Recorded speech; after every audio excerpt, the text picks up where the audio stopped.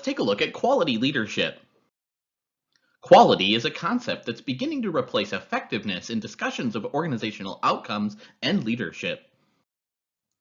Quality management has been popularly termed total quality management or TQM and contains 14 principles for transforming organizations and improving leadership.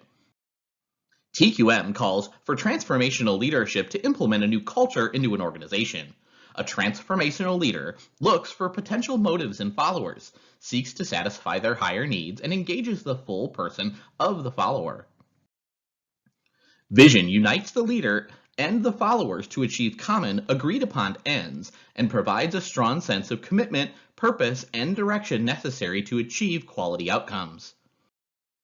Creating vision requires proactive leadership, an optimistic view of the future, and a determination that a better future is possible and attainable.